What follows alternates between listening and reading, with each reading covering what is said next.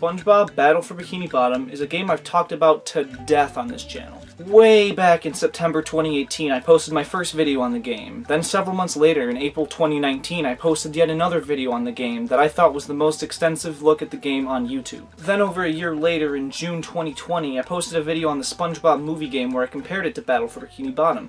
Then on the launch day of SpongeBob Battle for Bikini Bottom Rehydrated, I posted a first impressions video on that game. If any of those videos sound interesting to you, you can watch that entire playlist of SpongeBob videos somewhere up there. But that's beside the point. If you saw my first impressions video on the game, you'll know I wasn't too big a fan of it when it came out, and after playing all the way through, I have to say, my thoughts are pretty similar. SpongeBob Battle for Bikini Bottom Rehydrated should not be added to your collection. It's a bad game, and a very bad remake, and I'm here to explain why. When doing my first impressions video, I focused on the first level of the game and mainly dove into two things: my thoughts on the visuals and how the game plays in comparison to the original, and after playing the game all the way through, I think my previous arguments should be elaborated upon. So, I stated that I really wasn't a big fan of the new art style, which I 100% stand by after completing the game. The character models just really throw me off. I don't like that they're the modern versions of these characters. The writing of the game feels straight out of the early days of SpongeBob, and seeing these lines come out of these shallow characters does not feel right. Classic SpongeBob and the gang are not the same characters we see in modern episodes of SpongeBob. All the characters have been simplified and flanderized to shallow versions of themselves. They don't feel like characters, they feel like traits. For trying to look like the modern renditions of these characters, I think they're great. There isn't really anything I'd change, but the problem is the fact that the characters in the game aren't the characters saying these lines. They flip this, and it harms the overall feeling of SpongeBob the game is trying to capture. I still think many of the areas look a little too detailed for SpongeBob. They aren't believable versions of the locations we've seen in the show. I used the example previously of all the grass and jellyfish fields being overly realistic and lively. That isn't how it is in the show. And like, all the memes and stuff sprinkled around the game just make these locations feel even less real. I mean, sure, it's a cool fan service, I guess, but no, why is meme Squidward in Squidward's dream? Why is the meme SpongeBob in the Goo Lagoon caves? Why is the fucking hibernation Sandy in the Poseidome? These totally break the immersion of the worlds. These don't feel natural. These feel like they were forced in for a cheap laugh and nothing more. I will admit, a lot of these areas do look really nice, but I'm not one who's willing to sacrifice performance for fancy visuals. I know playing the Nintendo Switch version is the only reason I'm encountering these issues, but that's not important. This is incredibly unoptimized, and that's inexcusable and frustrating. Things pop in and out of existence with ease. The frame rate is about as consistent as my fucking internet, and the goddamn load times are atrocious. Entering any area, any building, or even dying brings up a load screen that's stupid long. This is unaltered. I just made a simple mistake, and this is how long I have to wait to try again. It sucks. Before I get into the gameplay, I just want to point out that they used all the 2003 voice recordings of these lines, which is like, whatever, but they still didn't get Clancy Brown. You go through all the trouble of building this game from the ground up and still don't even try to add something the original was lacking? That's a major problem I have with this game. The overwhelming commitment to the original really makes this game suffer and feel incredibly dated, like, more so than the original. They refused to make any meaningful changes to the game, and this sucks. They didn't even add any new content that's worth a damn. All the levels are identical to their 2003 counterparts, but with new problems that didn't exist in the original game. For starters, playing the game feels so much slower. SpongeBob, Patrick, and Sandy move so slow and feel incredibly dense and heavy, and when shadows refuse to cooperate from time to time, it makes certain parts of the game even more difficult. These areas were constructed around floatier characters, and some simple jumps are made near impossible by these slightly modified mechanics. All the movements and maneuvers feel so much more restricted. Like, the bubble bash in the original felt so free and loose, and in the remake, you hit your peak height and come to a complete stop. It's nothing huge, but it's little things like this that just add to a more restricted feel to the gameplay. And sometimes, there's details in the environment that you weren't supposed to be able to interact with that exist now, like some of these rock textures in the ground. These stick out of the ground now.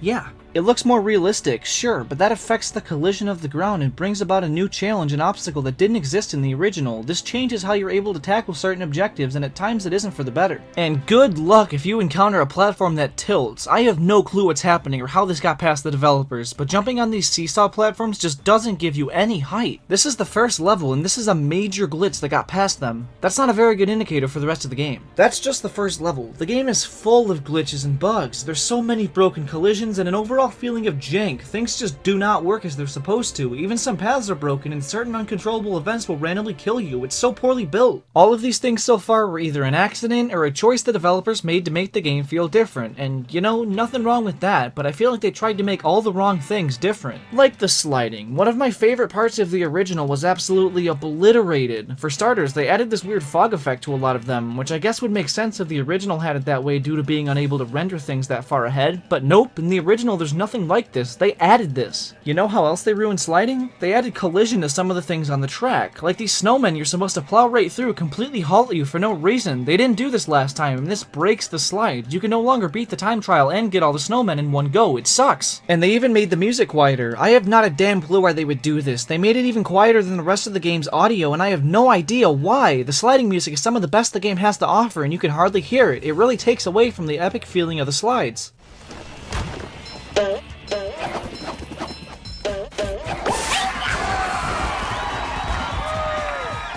These feel nowhere near as epic anyways. Everything moves so much slower, and the heavier jumping still applies and is as bad as ever. I really do not like the sliding in this game. So they'll change something near perfect about the original, but you know what they refuse to fix? Literally anything that would have benefited the game. For one, the worst area in the game, Kelp Forest, is the exact same as previously. All of those horrible sections are still the exact same as they were, with new aforementioned problems with the gameplay. This is one level that really could have used some renovations. If you're gonna build a remake from the ground up, and some things in the original aren't generally seen as very good, why wouldn't you change it? The majority of videos I've seen on Battle for Bikini Bottom state that the Kelp Forest level is their least favorite, including myself. It's so dark and confusing and just flat out poorly designed. It's a shame that they didn't try to make something better. That would have been really cool. Turning the worst level in the original into something completely unique and awesome in the remake, they could have gone crazy and put all the potential new ideas they had in one level. How awesome would that be? They didn't even bother to add any cut content to the game. When they announced the remake, I assumed they would finally bring these thrown away concepts to life, and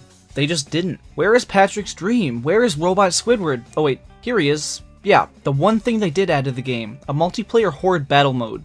This is such a troll. When I saw the Robot Squidward trailer surface, I got so excited and thought they actually added a new boss fight, and could you blame me when thumbnails look like this? And then upon clicking on the video, you realize it was just a way for them to hype up the new multiplayer. Hey man, that's not cool. It made me flip shit, only to realize there was some tacked on crappy multiplayer.